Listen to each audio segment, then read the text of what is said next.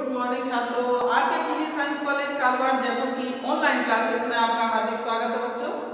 जैसा कि हमने पिछले वीडियोज में आपको बताया था, बीए फर्स्ट ईयर का प्रथम प्रश्न पत्र, विषय हिंदी साहित्य और पाठ का नाम है ढोला मारूरा दोहा।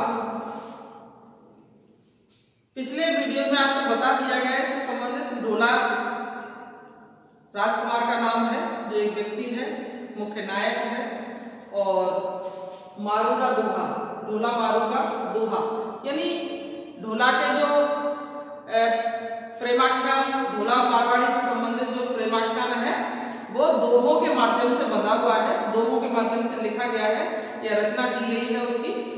तो साथियों, ये जो ढोला मारूरा दोहा है, ये राजस्थानी भाषा का एक लोकप्रिय प्रेमाख्यान है, जो इसमें ढोला और मारवाड़ी के प्रेमाख्यान का चित्रण दोहाबद्ध किया गया है और संपूर्ण दोहाबद्ध ढोला मारूरा दोहा में प्रेम तत्व समाया हुआ है।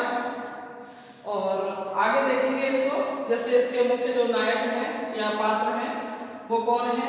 नायिका है मारवाड़ी, जो पुगल राज्य की रहने वाली है, और ढोला है नायक, मुख्य नायक जो नरवरगढ़ का रहने वाला है। बच्चों, ये दोनों ही पुगल और नरवरगढ़ ये ऐतिहासिक स्थान है। तो यहाँ आपको ढोला मारूरा दोहा से पहला प्रश्न करवा दिया गया है, जो पिछले वीडियो में आपको देखने को मिल जाएगा। अब हम चलते हैं दूसरे क्वेश्चन की बात करते हैं। बच्चों, क्वेश्चन आपका है, ढोला मारूरा दोहा काव्य के काव्य सौंदर्य पर प्रकाश डालिए। अब देखेंगे आप, ये काव्य सौंदर्य जो है क्या है बच्चों। यहां क्या होता है, काव्य सौंदर्य और दूसरा होता है भाव सौंदर्य। तो कला पक्ष और भाव पक्ष, ये दो चीजें होती हैं काव्य सौंदर्य में। क्या होती है, कला पक्ष और भाव पक्ष। तो अब कला पक्ष किसको कहते हैं और भाव पक्ष किसको कहते हैं, इसकी चर्चा कर लेते हैं आपसे। तो कला पक्ष और भाव पक्ष, इसके ही दो पार्ट हैं काव्य सौंदर्य के, कला पक्ष और भाव पक्ष। अभी हम ले चलेंगे आपको आगे, कला पक्ष और भाव पक्ष बताएंगे पहले, बाद में आगे काम करेंगे। देखते हैं बच्चों, तो आप देखेंगे आगे, जैसे कि इसमें क्या है, काव्य सौंदर्य पूछा गया है, किसका, ढोला मारूरा दोहा के काव्य का काव्य सौंदर्य बताइए। तो साथियों, काव्य सौंदर्य में दो पक्ष होते हैं, कौन कौन से, भाव पक्ष और कला पक्ष। तो भाव पक्ष में जो भी आता है बच्चों, वो किससे संबंधित आता है, भाव से संबंधित, जैसे कि प्रेम तत्व का वर्णन, विरह वर्णन, संयोग वर्णन और लोक जीवन की अभिव्यक्ति। और कला पक्ष में आता है व्याकरण से संबंधित। कला पक्ष अगर पूछा जाए तो उसमें व्याकरण संबंधी सब पूछा जाता है। किस प्रकार से आएगा देखेंगे, भाषा सौष्ठव, अलंकार योजना, छंद विधान, प्रतीक योजना, रस योजना, इस तरह से। तो कहीं से भी कोई सा भी क्वेश्चन आए बच्चों, उसमें यदि काव्य सौंदर्य पूछ लिया जाए तो हमेशा ध्यान रखना, काव्य सौंदर्य में दो पक्ष होते हैं, भाव पक्ष और कला पक्ष। ठीक है, जिसको कला पक्ष को शिल्प पक्ष भी कहते हैं। ठीक है, तो वहां आप दो ही पक्ष होते हैं। भाव पक्ष में जो हमारा है हृदय से संबंधित पॉइंट होते हैं, और कला पक्ष में हमारे व्याकरण से संबंधित पॉइंट होते हैं। ये लगभग सेम होते हैं हर प्रश्न में। तो आप देखेंगे, बात करते हैं आगे, जैसे कि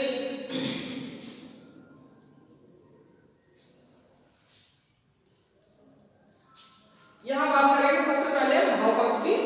तो आप देखेंगे आगे भाव पक्ष में बच्चों, ढोला मारूरा दोहा आदिकाल की महत्वपूर्ण काव्य कृति है। आदिकाल मतलब आज के समय की।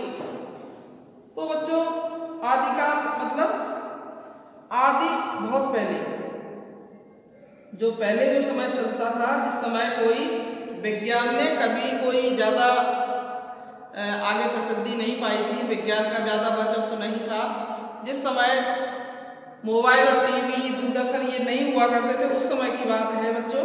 ढोला मारूरा दोहा जो है ना, आदिकाल की, बहुत समय पहले की महत्वपूर्ण रचना काव्य कृति है। बच्चों अन्य रचनाओं की भांति इसके रचयिता,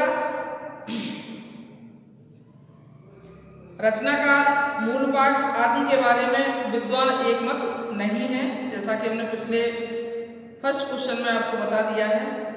डॉक्टर मोतीलाल मैनारिया और डॉक्टर हीरालाल माहेश्वरी इसे कवि कल्लोल की रचना मानते हैं।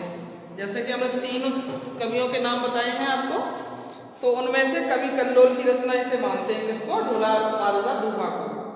तो साथियों सीताराम लालस ने इसे लूणकरण खिड़िया की रचना माना है और आचार्य हजारी प्रसाद द्विवेदी ने कहा है कि मौखिक परंपरा से प्राप्त दोहों को संकलित कर कुशल लाभ ने चौपाइयां जोड़कर इन सबको एक सूत्र में पिरो दिया। उनके अनुसार इसे लिपिबद्ध रचना का रूप संवत 1668 से प्राप्त हुआ है। तो साथियों इसके दोहों को रचने का जो समय है, कुछ विद्वान संवत 1500 और कुछ 11वीं शताब्दी मानते हैं। बच्चों ढोला मारूला दूहा में राजकुमार ढोला और पूगल की राजकुमारी मारवाड़ी की प्रेम गाथा का वर्णन किया गया है, जैसा कि मैंने अभी आपको बता दिया था। अब हम बात करेंगे ढोला मारूला दूहा के भाव पक्ष की। ये भाव पक्ष दिया गया है, उसी की बात करेंगे कि ढोला मारूला दूहा में भाव पक्ष में क्या दिया गया है। तो सबसे पहले आप पहला पॉइंट देखेंगे बच्चों। पहला पॉइंट है आपका प्रेम वर्णन, प्रेम तत्व का वर्णन या प्रेम वर्णन, एक ही बात होती है साथियों। तो बच्चों ढोला मारूला दूहा में मानव की शाश्वत व्यापक रागात्मक वृत्ति प्रेम का वर्णन किया गया है। प्रेम एक कोमल भाव है जो हर व्यक्ति के अंदर होता है। श्रृंगार रस का स्थायी भाव, दाम्पत्य, जो श्रृंगार रस आपने रसों को पढ़ा होगा, श्रृंगार रस है उसका स्थायी भाव होता है रति। रति स्थायी भाव कौन सा होता है? रति। तो बच्चों श्रृंगार रस का स्थायी भाव दाम्पत्य रति प्रेम का ही पर्याय है। इस रचना में 1.5 वर्ष की मारवाड़ी और 3 वर्ष के ढोला के विवाह, उनके बिछोह और पुनर्मिलन का वर्णन किया गया है, जो कि संयोग और वियोग कहा जा सकता है। साथियों मारवाड़ी जब बड़ी हुई तब उसे अपने पति ढोला की याद आई और वह बड़ी होने पर स्वप्न में अपने पति ढोला को देखती है। तब से वह उनसे मिलने के लिए आतुर और दुखी रहती है। बच्चों वह प्रिय से हुए प्रेम के बारे में पूछे जाने पर सखियों को बतलाती है। क्या बतलाती है? जय ढोल, उसी के दोहे के माध्यम से ही है बच्चों, देखेंगे। जय जीवन तिन्हा तणा तनही माही बसंत, धारे दूध पयो धरे बालक किम काड़ंत। उधर ढोला को भी मारवाड़ी के बारे में जानकर उनसे मिलने की इच्छा बनी रहती है। साथियों उसका शरीर नरवर में रहता है, किंतु उसका मन पूगल में मारवाड़ी के पास ही रहता है। किसका? ढोला का। ढोला का जो शरीर है वो तो नरवर में रहता है और उसका मन जो है पूगल, जहाँ की वो राजकुमारी थी, वहीं रहता है। तो वह कहता है यहाँ सुपंजर मन वहाँ, यहाँ सुपंजर मन वहाँ, जय जाड़ेला लोई। यानी उसने साफ कह दिया है कि यहाँ सुपंजर, पंजर मतलब शरीर, यहाँ मेरा पंजर यानी शरीर पड़ा है, मन वहाँ, मन हमारा वहीं है। कहाँ? पूंगल में। तो साथियों ढोला के मन में मारवाड़ी के प्रति अत्यधिक प्रेम उमड़ता है। वह उसके बिना व्यतीत हुए दिनों के बारे में अफसोस करता है कि विधाता उन दिनों को मेरी आयु में न गिने, ऐसा कहता है। और क्या कहता है? जे दिन मारू बिण गया दई न ज्ञान गिनंत। हे विधाता उन दिनों को मत गिनना जो हमारे मारवाड़ी के बिना जो दिन निकल गए हैं। वो दिन हमारे आयु में नहीं गिनना। ढोला मारू के प्रेम वर्णन संस्कृत काव्यों की परंपरा से प्रभावित हैं। बच्चों, प्रेम का वर्णन हृदय स्पर्शी है। अब हम बात करेंगे दूसरे पॉइंट की। दूसरा पॉइंट है आपका भाव पक्ष में विरह वर्णन। विरह का मतलब होता है विछोह, उसका वर्णन विरह वर्णन। तो बच्चों, विरह वर्णन में ढोला मारूरा दोहा के जो रचयिता का उद्देश्य विरहिणी मारवाड़ी की विरहावस्था, उसकी दारुण व्यथा को व्यक्त करना रहा है। इस विरह वर्णन में स्वाभाविकता, मार्मिकता, मनोवैज्ञानिकता की विशेषताएं हैं। साथियों, मारवाड़ी का पति के वियोग में दुखी होना स्वाभाविक है, हम सभी जानते हैं। वर्षा ऋतु में आकाश में उमड़ते मेघ देखकर पति की याद में उसकी अश्रुधारा बह चलती है। वह प्यू प्यू पुकारने वाले पपीहे से अपनी बात कहकर मन को सांत्वना देती है। क्या कहती है बच्चों, देखेंगे यहाँ हर जगह पर बात बात पर दोहा दिया गया है। बाबहिया चढ़ गयो सिर चढ़ ऊंचड़नी भीत मत ही साहिब बाहुड़े कऊ गुड़ आवे चीत। बादलों में चमकने वाली बिजली उसके विरह को और उद्दीप्त करती है। साथियों, मोर पपीहा के बोलने पर उसे बहुत दुख होता है। क्या कहता है मोर पपीहा के बोलने पर? दादर मोर टवक गण बीजड़ली तरवार सूती सेजई एकली। सूती सेजई, सूतई मतलब सो रही हूँ, सेजई सेज पर पलंग पर, एकली अकेली, हाय हाय दवाई न मार। बिजली और दादर मोर ये बोलते हैं तो उसको बहुत ज़्यादा कष्ट होता है, बहुत ज़्यादा दुख होता है। साथियों, कवि ने विरहिणी मारवाड़ी के वर्णन में प्रकृति का बहुत तरह से वर्णन किया है। मारवाड़ी द्वारा पपीहे से कहे गए शब्दों में उपालंब, चिंता, अवसाद, दैन्य, असूया आदि अनेक भावों की अभिव्यक्ति हुई है। बच्चों, विरह वर्णन में मारवाड़ी द्वारा प्रिय के पास क्रोच पक्षी, कौवे, ढाडी मतलब राहगीर, यात्री आदि के द्वारा भेजा गया संदेश भी सम्मिलित है। उनमें विरहिणी के हृदय के उद्गार व्यक्त हो रहे हैं।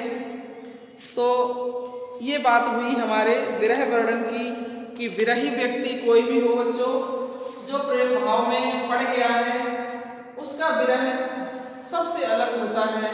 वो अपने प्रेमी के बगैर किस प्रकार से रहता है, किस प्रकार सोचता है, क्या महसूस करता है, ये मुंह से बताने वाली बात नहीं है, ये महसूस करने वाली चीज़ें होती हैं बच्चों। तो यहाँ फिर भी दोहों के माध्यम से बताया गया है, आपने समझ लिया होगा। अब हम बात करते हैं संयोग वर्णन की। संयोग का मतलब होता है जब हम अपने प्रिय के साथ या अपने प्रेमी के साथ समय व्यतीत करते हैं, उसको संयोग कहते हैं। संयोग वर्णन में देखेंगे आप। बच्चों, ढोला मारूरा दोहा में मारवाड़ी और ढोला के संयोग श्रृंगार का भी वर्णन हुआ है।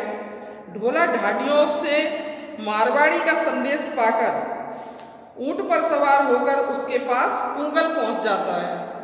पूगल जहाँ की वो राजकुमारी है वहां पहुंच जाता है। कौन? ढोला ऊंट पर चढ़ जाता है, ऊंट पर सवार हो जाता है और फटाफट वहां पहुंच जाता है। लेकिन मारवाड़ी का ढोला को पाकर प्रसन्न होना स्वाभाविक था। कवि ने उसके असीमित आह्लाद का इस प्रकार वर्णन किया है। क्या कहा है कवि ने? सखिए साहिब आबिया जहाँ की हूती चाह। हे सखी, साहिब जिसकी मुझे चाह थी वो आ गए हैं। हिबड़ो हेमा गिर भयो तन पंजरे न समाए। हिबड़ो हमारा हृदय हेमागिरी हेम पर्वत के समान बहुत बड़ा हो गया है। खुशी के मारे, प्रसन्नता के मारे हमारा हृदय बहुत बड़ा हो गया है और तन पिंजरऊ न समाए, हमारे शरीर में वो प्रसन्नता नहीं समा रही है। हमारा शरीर, हमारा मन, हमारा हृदय बहुत ज़्यादा प्रफुल्लित है, बहुत ज़्यादा खुश है। इसलिए साहिब यानी पति प्रिय जो आया हुआ है, उसकी चाह थी वो आ गया है। अब उसके आने की खुशी है ना बहुत बड़ी है, जो हमारे तन में नहीं समा रही है। हम तो मारवाड़ी ने इस प्रकार से संयोग वर्णन में ये भाव व्यक्त किए हैं। बच्चों, प्रिय के आगमन पर मारवाड़ी अपना श्रृंगार करती है। कवि ने मारवाड़ी के अनुरूप ही साज सज्जा का वर्णन किया है। उससे कवि की सुंदर और उर्वर कल्पना शक्ति और सौंदर्य बोध का परिचय मिलता है। वह अपने पति से ऐसे मिली मानो सूर्य ने किरण फैलाई और चकवी के मन में आनंद का संचार हो। मन मिल गए, तन गड़ गए, दुर्भाग्य दूर हो गए, प्रेमी युगल दूध और पानी की तरह एकाकार हो गए। साथियों, ये था आपका संयोग वर्णन कि जब प्रेमी प्रेमिका आपस में प्रिय और प्रिया मिलते हैं तो उनकी मनोदशा, उनकी हृदय की दशा क्या होती है, वो आपको संयोग वर्णन के माध्यम से बता दी गई है। अब हम चलते हैं आगे, देखेंगे आप लोक जीवन की अभिव्यक्ति। ढोला मारूरा दोहा में लोक जीवन की अभिव्यक्ति के माध्यम से देखेंगे बच्चों। ढोला मारूरा दोहा जैसे कि लोक गाथा काव्य है, इसमें लोक जीवन की सुंदर अभिव्यक्ति हुई है। इसमें मारवाड़ अंचल जीवंत हो उठा है और राजस्थानी संस्कृति, रहन सहन, खान पान, नदी नाले, पहाड़, वर्षा, रेतीले टीबे, बादल, वन, पशु पक्षी, त्योहार आदि सभी का वर्णन इसमें किया गया है। साथियों, राजस्थान के कष्टमय जीवन का भी चित्रण हुआ है। अब आप देखेंगे आगे ढोला मारूरा दोहा का कला पक्ष। बात करते हैं कला पक्ष की। तो कला पक्ष में जैसा कि आपको यहाँ बता दिया काव्य सौंदर्य में दो पक्ष होते हैं, भाव पक्ष और कला पक्ष। अभी तक हमने चर्चा की थी, अध्ययन करवाया था आपको भाव पक्ष का, और ले चलते हैं आपको कला पक्ष की ओर। कला पक्ष में टोटल आपको व्याकरण संबंधी पॉइंट मिलेंगे, जैसे कि इसमें ये पॉइंट एक साथ दिए गए हैं, लेकिन कई प्रश्नों में अलग अलग भी आते हैं। किस प्रकार आते हैं देख लेंगे, आप समझ लेंगे। भाषा सौष्ठव, अलंकार योजना, छंद विधान, प्रतीक योजना, रस योजना, ठीक है। तो इस हिसाब से व्याकरण संबंधी पूरे पॉइंट आते हैं, लेकिन यहाँ पॉइंटों में नहीं दिया गया है, एक साथ दिया गया। देखेंगे आप, आपको बता देती हूँ। तो आप ढोला मारूरा दोहा का कला पक्ष देखेंगे बच्चों। ढोला मारूरा दोहा काव्य कला की दृष्टि से भी समृद्ध है। यह लोक गाथा काव्य है जो लोक परंपरा से गाए चले आते हुए दोहों को आधार बनाकर व्यवस्थित ढंग से प्रस्तुत किया गया है। इसमें परिवर्तन होता रहा है, बदलाव आते रहे हैं, इस कारण इसकी भाषा मिश्रित है। बच्चों, इसमें राजस्थानी भाषा के प्राचीन और नवीन रूपों का प्रयोग हुआ है। भाषा में तत्सम, तद्भव और देशज शब्द भी प्रयुक्त हुए हैं और भाषा में माधुर्य गुण है, सरसता है, सांकेतिकता है, मार्मिकता है। बच्चों, इसमें लोक प्रचलित कहावतों, मुहावरों, सूक्तियों को भी अपनाया गया है। इतना अवश्य है कि काव्य में भावों की अभिव्यक्ति की ओर अधिक ध्यान दिया गया है। काव्य के कला पक्ष को प्रयास करने, अलंकृत करने की प्रवृत्ति नहीं दिखाई देती है। कहीं कहीं कूट शैली, सूक्त शैली, स्वप्न शैली, व्यंग्य शैली, उपालंब शैली देखने को मिल जाती है। बच्चों, अलंकारों में अनुप्रास, उपमा, रूपक, उत्प्रेक्षा, विभावना आदि अलंकार प्रयुक्त हुए हैं। कुरज, स्वाति, जल, चातक आदि का कहीं कहीं प्रतीकात्मक रूप में भी प्रयोग हुआ है। बच्चों, इसमें दोहे के अतिरिक्त सोरठा, चौपाई, गाहा, चंद्रायण आदि छंद भी प्रयुक्त हुए हैं। तो सभी प्रकार का इसमें व्याकरण संबंधी सारी चीजें किसी न किसी रूप में आई हुई हैं। बच्चों, ढोला मारूड़ा दुहा काव्य आदिकालीन श्रृंगार काव्य परंपरा की एक महत्वपूर्ण कड़ी है। इसमें नारी हृदय की अत्यंत मार्मिक व्यंजना हुई है। प्रेम का सात्विक सरस पक्ष विस्तार से प्रस्तुत हुआ है। बच्चों, मारवाड़ी के भावों की व्यंजना में संस्कृत के प्रेम काव्यों की परंपरा का प्रभाव ग्रहण किया गया है। ढोला मारूड़ा दुहा के दोहे श्रृंगार रस की जो परंपरा शुरू करते हैं वह आगे चलकर बिहारी के काव्य में प्रतिफलित हुए। साथियों, कबीर और जायसी ने इस काव्य के दोहों का किसी न किसी रूप में उपयोग किया है। यह काव्य परिष्कृत लोक रुचि का प्रतीक माना जाता है। इस काव्य का भाव पक्ष एवं सहज स्वाभाविक कला पक्ष दोनों ही दृष्टियों से महत्व है।